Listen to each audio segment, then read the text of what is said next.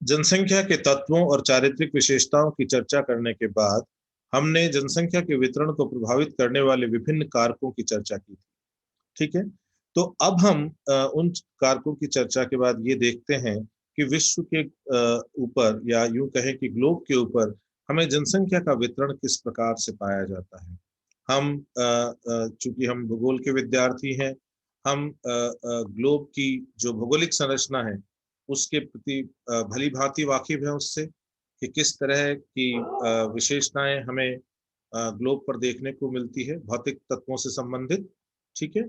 और उसके अलावा भी बहुत सारे कारक हैं, उन सबको संज्ञान में रखते हुए जिनकी चर्चा हमने वितरण में की थी, हम ये देखते हैं कि वितरण को प्रभावित करने वाले कारकों में की थी। हम ये देखते हैं कि विश्व मानचित्र पर जनसंख्या का वितरण किस प्रकार से पाया जाता है। ठीक है। और जब हम वितरण की बात करेंगे तो हमें अच्छी तरह से पता है कि हम जब जनसंख्या के वितरण की बात करते हैं तो हमारा तात्पर्य होता है कि जनसंख्या जो है वो स्पाशियली या स्थानिक रूप से किस तरह से हमारी पृथ्वी के धरातल पर बिखरी हुई है। हम जानते हैं कि हमारी पृथ्वी के धरातल पर दो तरह के क्षेत्र हमें देखने को मिलते हैं। एक एक्यूमेन, ये वो क्षेत्र हैं जहां हमें जनसंख्या का बसाव देखने को मिलता है। और एक नॉन एक्यूमेन, नॉन एक्यूमेन वो एरियाज हैं जो जनसंख्या बसाव के लिए उपयुक्त नहीं है, और ये लगभग निर्जन क्षेत्र हैं। ठीक है। हो सकता है कि केवल और केवल कुछ साइंटिफिक पर्पज से हमारे यहाँ वहाँ हमारी कुछ लेबोरेटरीज हों, जैसे हम अंटार्कटिका के क्षेत्र में देखते हैं। ठीक है। मोटे तौर पे ये क्षेत्र जो है ये निर्जन क्षेत्र होते हैं। अब देखिए, जनसंख्या के वितरण की यदि हम बात करें तो जनसंख्या के वितरण को हम बहुत सारे तरीकों से देख सकते हैं। बहुत सारे तरीके हैं। हम उसका वितरण उत्तर और दक्षिणी गोलार्ध के संदर्भ में देख सकते हैं।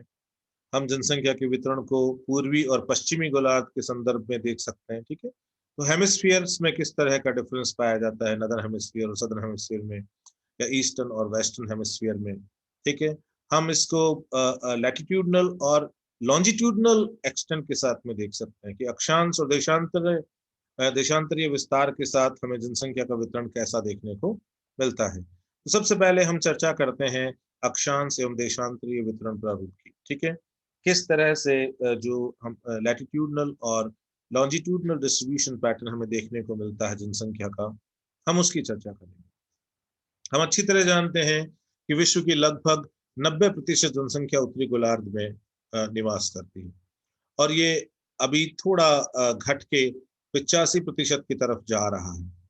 ठीक है। क्योंकि अफ्रीका के बहुत सारे भाग हैं जो दक्षिणी गोलार्ध में हैं, लैटिन अमेरिका के बहुत सारे भाग हैं जो दक्षिणी गोलार्ध में हैं। वहाँ जनसंख्या की वृद्धि कई देशों में हमें काफी अच्छी देखने को मिलती है। और दूसरी तरफ हम देखते हैं कि उत्तरी गोलार्ध में बहुत सारे ऐसे देश हैं, हालांकि वो छोटे हैं यदि हम क्षेत्रफल की बात करें, तो उनमें हमें जनसंख्या की ऋणात्मक वृद्धि देखने को मिलती है। रशिया उसमें एक एक्सेप्शन है जो काफी बड़ा देश है, अदरवाइज वो ज्यादातर छोटे छोटे देश हैं। लेकिन इन सब के कारण जो पॉपुलेशन डायनामिक्स हैं वो धीरे धीरे बदल रही हैं। तो अभी लगभग 10% जनसंख्या दक्षिणी गोलार्ध में रहती है, तो ये जनसंख्या धीरे धीरे बढ़ रही है। और जो उत्तरी गोलार्ध में जो जनसंख्या निवास करती है उसका प्रोपोर्शन थोड़ा थोड़ा घट रहा है। विभिन्न अक्षांशीय विस्तारों के संदर्भ में यदि हम जनसंख्या के वितरण की बात करें, ठीक है, जैसा लगभग आज हमें देखने को मिलता है। ठीक है। क्योंकि जनसंख्या वितरण में हम अच्छी तरह जानते हैं कि हम यहाँ पर स्थानिक प्रारूप देखते हैं, लेकिन ये जो स्थानिक प्रारूप है जो वितरण दर्शाता है, ये जो स्पाशियल पैटर्न है डिस्ट्रीब्यूशन का, ये टाइम के साथ में बदलता रहता है। ठीक है। तो आज हम देखते हैं कि 0 to 40 डिग्री जो सदर्न हेमिस्फीयर है, क्योंकि ऑलमोस्ट यही कॉन्टिनेंटल पार्ट है जहां पे हमें मानव का बसाव देखने को मिलता है। ठीक है। और इसमें जो मेजर एरियाज है that is Australia, parts of southern America और parts of Africa and few this islands also. तो ये मेजर पार्ट है इसका। ठीक है। तो इसमें लगभग 10% जनसंख्या, जो जनसंख्या दक्षिणी गोलार्ध में निवास करती है वो 0 से 40 डिग्री दक्षिण अक्षांशों के मध्य हमें वितरित मिलती है। 0 से 20 डिग्री यदि नॉर्थ लैटिट्यूड्स की बात करें, उत्तरी अक्षांशों की बात करें, तो लगभग 10% जनसंख्या, अर्थात जितनी जनसंख्या लगभग पूरे दक्षिणी गोलार्ध में है, उतनी जनसंख्या का संकेंद्रण तो केवल और केवल 0 से लेकर 20 डिग्री उत्तरी अक्षांशों के मध्य ही पाया जाता है।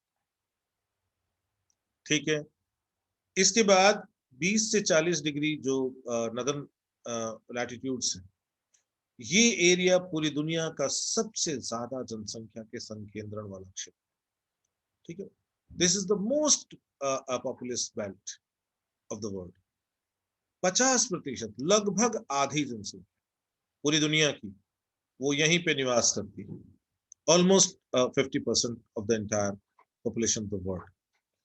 जो 40 to 60 डिग्री नदर्न लैटिट्यूड का एरिया है, जो बेसिकली मिड लैटिट्यूडनल रीजन है, उसमें भी हमें बहुत अच्छी मात्रा में जनसंख्या का वितरण देखने को मिलता है। पूरी दुनिया की लगभग 30% जनसंख्या इस भाग में निवास करती है। ये दूसरी बेल्ट है अक्षांशीय विस्तार के आधार पे जहां पर हमें जनसंख्या का सर्वाधिक स्थानांतरण देखने को मिलता है।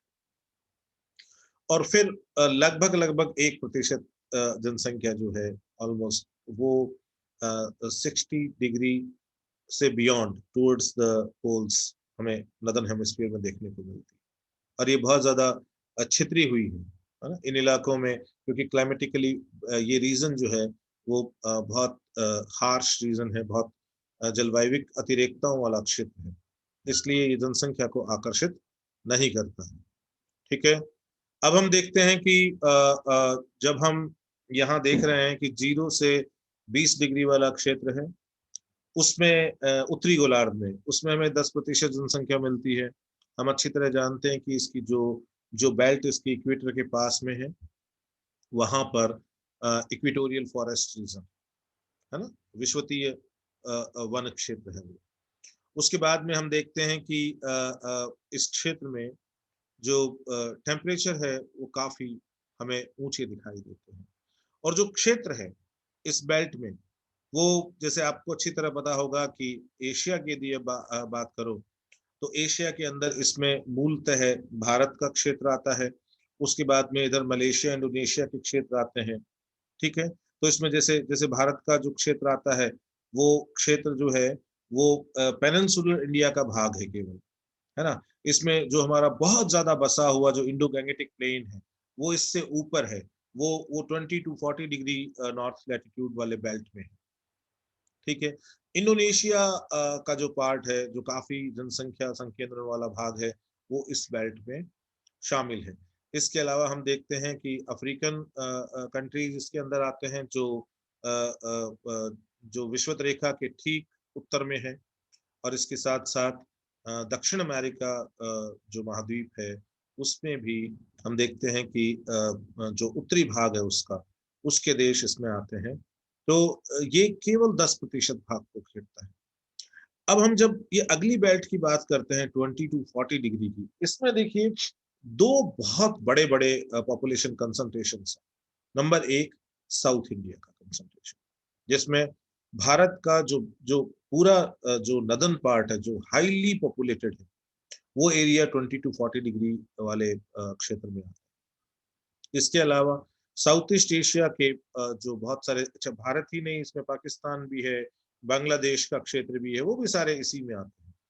और ये भी दुनिया के काफी घने बसे हुए क्षेत्रों में से है। इसके अलावा हम देखते हैं कि साउथ ईस्ट एशियन कंट्रीज में भी काफी जनसंख्या इसी बेल्ट के अंदर आती है। चाइना के भी बहुत बड़े भाग की जनसंख्या इसी बेल्ट के अंतर्गत आती है। ये यही कारण है कि ये पूरी दुनिया का सबसे ज्यादा घना बसा हुआ अक्षांशीय क्षेत्र। इसके बाद जब आप 40 to 60 डिग्री नॉर्थ लैटिट्यूड की बात करते हो, तो उसके अंदर आपको ध्यान होगा कि पश्चिमी यूरोप का जो भाग है, जो पॉपुलेशन कंसंट्रेशन के हिसाब से, यदि हम टॉप 5 पॉपुलेशन कंसंट्रेशन की बात करें दुनिया में, तो उसमें से तब हम पश्चिमी यूरोप की भी बात करते हैं, और हम उत्तर पूर्वी अमेरिका की भी बात करते हैं। ठीक है, तो वो दोनों जो बड़े बड़े पॉकेट्स हैं वो इसी बेल्ट के अंदर हैं, 40 to 60 डिग्री वाली। ठीक है, बहुत बड़ा भाग पश्चिमी यूरोप का, रशिया का, पूर्वी यूरोप का, देन अमेरिका के उत्तरी पूर्वी भाग में घने बसे हुए क्षेत्र का, जापान और चाइना, उत्तरी कोरिया, ये वाला जो पॉपुलेटेड एरिया है उसका, वो सारे के सारे क्षेत्र इस 40 to 60 डिग्री बेल्ट का। तो हमें यहाँ इससे साफ इस बात का एहसास होता है कि क्यों ये जो बेल्ट है 40 से लेके 60 डिग्री तक की जो बेल्ट है, मिड लैटिट्यूडनल बेल्ट है उत्तरी गोलार्ध में, यहाँ पर हमें इतना अच्छा पॉपुलेशन संकेंद्रण क्यों दिखाई पड़ता है। इसके बाद देखो, जब हम देशांतरीय प्रारूप की बात करते हैं, अभी हम इसका डायग्रामेटिक रिप्रेजेंटेशन भी देखेंगे, ठीक है, जिसमें हम अ, पूरे वर्ड मैप के ऊपर, पूरे वर्ड मैप के ऊपर हम डायग्रामेटिक रिप्रेजेंटेशन से देखेंगे कि कौन से अक्षांशीय भाग और कौन से देशांतरीय भाग किस किस प्रकार से बसावट दर्शाते हैं, है ना। देशांतरीय वितरण की हम बात करें, यदि लॉन्जिट्यूडनल डिस्ट्रीब्यूशन की हम बात करें, तो हम बहुत अच्छी तरह जानते हैं कि विश्व की लगभग 92% जनसंख्या जो है वो पूर्वी गोलार्ध में निवास करती है। आप अच्छी तरह जानते हैं कि ग्रीनविच लाइन जो है, जो यूं कहें कि पूरब और पश्चिम के जो भाग हैं गोलार्ध के, उनको बांटती है। तो ग्रीनविच लाइन जहां से गुजरती है, उसके यदि आप पूर्वी भाग को देखोगे, तो पूर्वी भाग में आपका पूरा का पूरा यूरोपियन पॉपुलेशन कंसंट्रेशन आ जाता है, ऑलमोस्ट, थोड़े से भागों को छोड़कर। ठीक है, अफ्रीका जहां आज की टाइम में जनसंख्या की बहुत तेजी से वृद्धि हो रही है, वो सारे के सारे क्षेत्र लगभग इसी पूर्वी गोलार्ध में आ जाते हैं। दक्षिण एशिया, दक्षिण पूर्वी एशिया और पूर्वी एशिया, ये तीन जो बहुत बड़े कंसंट्रेशन है पॉपुलेशन के, जहां पर हमें 2/3 जनसंख्या जो है, ठीक है, लगभग लगभग उतना हमें यहाँ पर पॉपुलेशन का संकेंद्रण देखने को मिलता है। 2/3 जनसंख्या का संकेंद्रण जिनकी अभी हमने चर्चा की। तो इतने जो क्षेत्र हैं जो सबसे ज्यादा बसे हुए हैं दुनिया के, वो सारे के सारे हम देखते हैं कि वो ग्रीनविच लाइन के ईस्टर्न पार्ट में है, पूर्वी क्षेत्र में। यदि हम ग्रीनविच लाइन के पश्चिमी क्षेत्र की बात करें, जो पश्चिमी गोलार्ध वाला क्षेत्र है उसकी बात करें, तो वहां पे जो सबसे मेजर कंसंट्रेशन है वो केवल और केवल उत्तरी पूर्वी अमेरिका का भाग रहता है। ठीक है, अब हम देखते हैं, इसीलिए हम ये कहते हैं कि जनसंख्या का जो बहुत बड़ा भाग है वो पूर्वी गोलार्ध में निवास करता है। विश्व की सर्वाधिक जनसंख्या 60 से 140 डिग्री पूर्वी देशांतर के बीच निवास करती है। अब 60 से 140 डिग्री जो पूर्वी देशांतर है, 60 डिग्री टू 140 डिग्री ईस्ट के बीच का जो क्षेत्र है, अब इसमें आप देखिए कि इसमें दुनिया के वो सारे देश शामिल हैं जहां पर जनसंख्या का आकार बहुत बड़ा है। सारे देश मतलब इसका मतलब ये नहीं कि इससे बाहर बड़ी जनसंख्या वाले देश है ही नहीं, आई मीन कि जो महत्वपूर्ण देश है, ठीक है, वो इसमें शामिल है। बाहर तो जो है उसमें आप रशिया को ले सकते हैं, उसमें आप अमेरिका को ले सकते हैं, उसमें आप बड़े क्षेत्रों में आप ब्राजील को ले सकते हैं, उसमें आप अफ्रीकन कॉन्टिनेंट की कंट्रीज को ले सकते हैं। ठीक है, लेकिन आप यदि इसमें बात करें, जो बेल्ट हम चर्चा कर रहे हैं जिसकी 60 डिग्री से 140 डिग्री के बीच में, तो दुनिया के जो सबसे घने बसे हुए 3 कंसंट्रेशन पॉकेट्स हैं, एक दक्षिण एशिया, ये पूरा का पूरा इसमें आता है। ठीक है, पाकिस्तान, भारत और बांग्लादेश को यहाँ पर हमें पॉइंट आउट करना चाहिए कि भाई ये 3 मेजर पॉपुलेशन कंसंट्रेशन वाले कंट्रीज हैं। इसके बाद में साउथ ईस्ट एशिया के पूरे देश जो हैं वो भी इसी 60 डिग्री से लेके 140 डिग्री पूर्वी देशांतर वाले बेल्ट में ही देखने को मिलते हैं। इंडोनेशिया वहां पर सबसे बड़ा पॉपुलेशन कंसंट्रेशन का एग्जाम्पल है। उसके अलावा जो उसके आसपास मलेशिया, थाईलैंड, म्यांमार, ये सारे जो क्षेत्र हैं वो उसमें शामिल है। ठीक है, अब हम देखते हैं कि इसमें और जापान, नॉर्थ कोरिया, ठीक है, और आपका ये साउथ कोरिया और चाइना का सबसे बड़ा भाग, ठीक है, तो वो सारे के सारे कंसंट्रेशन इसी के आसपास हमें दिखाई दे रहे हैं। ठीक है, और अभी देखो मैं आपको नक्शे से बताता हूँ। ये देखिए, ये वाला जो क्षेत्र है ना, तो यहाँ पर हम ये देख रहे हैं ना, ये ब्लॉक्स हमें दिखाई दे रहे हैं ना। ठीक है, तो आप इन ब्लॉक्स को ये देखिए, जैसे ये वाली जो लाइन है, ये भूमध्य रेखा है। अब इसके ऊपर देखिए, 1 2 3 4 5 6, है ना, ये 6 ब्लॉक्स है। तो अर्थात 15-15 डिग्री के अंतराल पर ये ब्लॉक्स बनाए हुए हैं, है ना। अर्थात ये 15-15, ये जो लाइनें हैं, ये 15-15 डिग्री के अंतराल को दर्शा रही है ना। 15 degree north, 30 degree north, 45 degree north, है ना, 60 डिग्री नॉर्थ, 75 डिग्री नॉर्थ, इस तरह से। अब ठीक इसी प्रकार आप यदि इधर से चलते हैं तो 1 2 3, है ना, ये 3 यदि आप लेते हो, तो ये तीनों तीन यहाँ पर 45 डिग्री आ जाता है। यदि आप 40 डिग्री को लोगे तो वो लगभग लगभग यहाँ पे आएगा, है ना। ठीक है, अर्थात इधर से 40 का मतलब ये हुआ कि इधर ग्रीनविच से 140। तो 140 की लिमिट जो देखो, ये ग्रीनविच लाइन जो है वो यहाँ हमें दिखाई दे रही है। ठीक है, अब इससे हम चलें तो यहाँ हम 15 आए, है ना, फिर हम 30 आए, फिर हम 45 आए, फिर हम 60 आए। 60 वाली लाइन से ऊपर चलो तो यहाँ पर देखिए, ये वाला जो भाग है, यहाँ से लेकर और यहाँ तक का भाग, ये पूरा का पूरा भाग जो है, मेरा कर्सर यदि आपको दिखाई दे रहा हो, तो ये भाग है 60 डिग्री ईस्टर्न लॉन्जिट्यूड से लेके और 140 डिग्री ईस्टर्न लॉन्जिट्यूड के बीच। ठीक है, इसलिए आप ये बहुत अच्छी तरह से समझ सकते हैं कि इस पूरे क्षेत्र के अंदर, ठीक है, हमें मेजर पॉपुलेशन कंसंट्रेशंस दिखाई देते हैं। अब इसके अंदर आप देखिए, यहाँ से हम देखते हैं कि ये पाकिस्तान का क्षेत्र है, भारत का क्षेत्र है, बांग्लादेश का क्षेत्र है, ये साउथ एशियन कंसंट्रेशन है। फिर आप यहाँ देखिए, आप यहाँ पर इंडोनेशिया, मलेशिया, थाईलैंड, म्यांमार, है ना, ये जो सारा जो मेजर कंसंट्रेशन है। ठीक है, फिर पूरा चाइना का, जिसका विशेष तौर पे चाइना की जनसंख्या इसके पूर्वी भाग में बसी हुई है, तो ये पूरा क्षेत्र, कोरिया, जापान का बहुत बड़ा क्षेत्र, ठीक है, और ऑस्ट्रेलिया का बहुत बड़ा भाग जो है वो इसी बेल्ट में आता है, 60 degree eastern latitude to 140 degree eastern latitude. ठीक है ना। तो हम यही बात कर रहे थे अभी कि इसके बीच में हमें पूरी दुनिया की सबसे ज्यादा जनसंख्या बसी हुई नजर आती है। इसके अतिरिक्त 10 डिग्री से 40 डिग्री पूर्वी देशांतर के बीच का क्षेत्र तथा 60 डिग्री से 100 डिग्री पश्चिमी देशांतर के बीच का क्षेत्र भी अच्छा पॉपुलेशन कंसंट्रेशन दर्शाता है। तो पहले हम देखते हैं 10 डिग्री से 40 डिग्री वाला क्षेत्र। तो 10 डिग्री से 40 डिग्री जो ईस्टर्न पार्ट है, वो मेजर कंसंट्रेशन है यूरोपियन वर्ल्ड। ठीक है, और उसमें कुछ अफ्रीका के पॉपुलस जो पार्ट्स है वो भी आते हैं। अब देखिए, यदि हम इसके अंदर बात करें, यहाँ से ये ग्रीनविच लाइन है।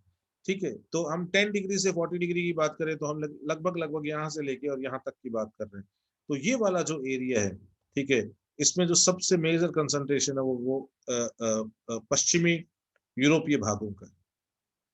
यहाँ भी हमें अच्छी खासी जनसंख्या का संकेंद्रण देखने को मिलता है। और इसके अंदर जैसे अफ्रीका के भी बहुत घने बसे हुए क्षेत्र आ जाते हैं, जिसके अंदर जैसे हम देखते हैं कि इजिप्शियन पार्ट भी इसके अंदर आता है। ठीक है, और भी बहुत सारे घने बसे हुए जो देश हैं वो इसी बेल्ट में आते हैं। और एक बेल्ट हमने और देखी, जिस बेल्ट का विस्तार यदि हम देखें तो वो 60 डिग्री से लेके और 100 डिग्री वेस्टर्न लॉन्जिट्यूड्स के बीच में।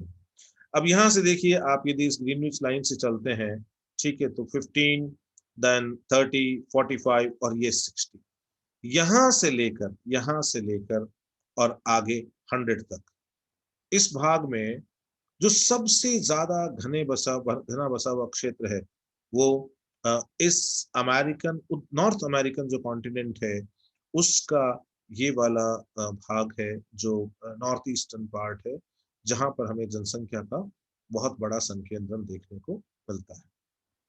ठीक है, अब आप इस डायग्राम में, क्योंकि हम अभी लॉन्जिट्यूड्स की बात कर रहे हैं तो पहले क्यों ना उसी की बात पूरी कर ली जाए। अब इस डायग्राम में देखिए, ये वाला जो हॉरिजॉन्टल एक्सिस, ये जो नीचे आपको अक्ष दिखाई दे रहा है, इस अक्ष के ऊपर हम ये जो आपको यहाँ पर देखिए ये आरेख दिखाई दे रहे हैं, डायग्राम दिखाई दे रहे हैं, ठीक है। ये देखिए आपको ये अलग अलग ऊंचाइयां दिखाई दे रही है यहाँ पे लाइंस की, है ना। तो ये बेसिकली लाइन ग्राफ बनाया हुआ है दंड आरेख के स्वरूप में, ठीक है। तो यहाँ पर आपको बहुत अच्छी तरह दिखाई दे रहा होगा, देखो ये वाला भाग, ठीक है। ये वाला भाग जहां पर जनसंख्या का बहुत मेजर कंसंट्रेशन देखने को मिलता है, और यहाँ पर जनसंख्या के अत्यधिक संकेंद्रण का जो मुख्य कारण है वो है चाइना और साउथ ईस्ट एशियन कंट्रीज की पॉपुलेशन, है ना। आप इसके ऊपर देखिए, है ना, तो ये वाला भाग जो है ये चाइना और साउथ ईस्ट एशियन जो कंट्रीज हैं उनका पॉपुलेशन कंसंट्रेशन शो कर, ठीक है। फिर आप इसमें देशांतरी विस्तार के अंदर इस वाले भाग को देखिए, ये भी बहुत सघन जनसंख्या वाला क्षेत्र है, और इस बेल्ट में भी आपको जनसंख्या का वितरण बहुत अच्छा देखने को मिलता है। और इसका सबसे बड़ा जो जो रीजन है वो ये है कि इसी देशांतरीय भाग में आप साउथ एशिया के सबसे घने बसे हुए जो देश हैं उनको यहाँ पाते हैं। इसके बाद एक बहुत अच्छा कंसंट्रेशन हमें इस बेल्ट में देखने को मिलता है, ये यूरोपियन और अफ्रीकन कॉन्टिनेंट के जो घने बसे क्षेत्र हैं उनके कारण हमें देखने को मिलता है। फिर यहाँ पर हमें कंसंट्रेशन जो पश्चिमी गोलार्ध है उसमें हमें देखिए ये कंसंट्रेशन बहुत कमजोर दिखाई दे, क्योंकि हम अच्छी तरह जानते हैं कि 90% से ज्यादा जनसंख्या तो केवल और केवल पूर्वी गोलार्ध में ही निवास करती है, ठीक है। पश्चिमी गोलार्ध में जो जनसंख्या का प्रतिशत है, ठीक है, कुल जनसंख्या के संदर्भ में, विश्व की कुल जनसंख्या के संदर्भ में वो काफी कम है। और यहाँ पर ये जो आपको थोड़ा बहुत संकेंद्रण दिखाई दे रहा है, ये वाला भाग है, ये ब्राजील और अर्जेंटीना के कारण है। और ये वाला भाग जो आपको दिखाई दे रहा है ये मूलतः है जो उत्तरी अमेरिका का ये वाला भाग जहाँ पर ये कनाडा और यूएसए की पॉपुलेशन का सबसे ज्यादा संकेंद्रण देखने को मिलता है, उसके कारण हमें ये संकेंद्रण दिखाई दे रहा है। ठीक इसी प्रकार जनसंख्या के वितरण को जब हम अक्षांशीय भाग के साथ दिखाते हैं, हम अच्छी तरह जानते हैं कि ये जो लाइन हमें दिखाई दे रही है ये लाइन जो है ये भूमध्य रेखा है। अब इस भूमध्य रेखा के ऊपर देखिए आप, ये देखिए ये वाला पूरा क्षेत्र, ये साफ हमें इंगित हो रहा है कि वास्तव में 90% से ज्यादा जनसंख्या जो है ना, के लगभग जनसंख्या, ज्यादा नहीं, के लगभग जनसंख्या है वो तो उत्तरी गोलार्ध में ही निवास करती है। और लगभग लगभग मान लीजिए कि 10% या उससे थोड़ी अधिक जनसंख्या वो दक्षिणी गोलार्ध में निवास करती है, ठीक है। तो ये जो हम देख रहे हैं वितरण, अब इस वितरण के अंदर यदि हम अक्षांशीय पेटियों को पकड़े तो देखिए ये यहाँ 0 डिग्री है, 0 डिग्री से 40 डिग्री तक, है ना, देखो 0 डिग्री से 40 डिग्री तक लगभग लगभग 10% या उससे थोड़ी अधिक जनसंख्या निवास करती है, ठीक है। लेकिन इस 0 डिग्री से यदि हम उत्तर की ओर जाएं तो देखिए शुरुआत में 0 से लेके और 20 डिग्री तक हमें जनसंख्या का लगभग 10% भाग जो है उसका संकेंद्रण देखने को। लेकिन यदि हम और आगे जाएं तो ये दूसरी जो बेल्ट आती है ये फिर सबसे ज्यादा घनी बसी बेल्ट आ जाती है।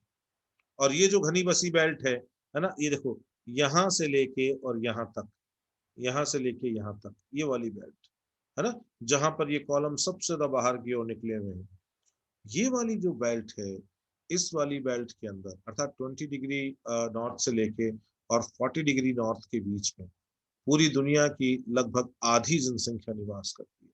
क्योंकि आप देखिए यहाँ पर आप इसके सारे सारे आगे चलिए, देखिए यहाँ पर लगभग 20 डिग्री है, आप इसके सारे सारे आगे चलिए, है ना, तो अफ्रीका के घने बसे हुए क्षेत्र इसमें शामिल हो गए।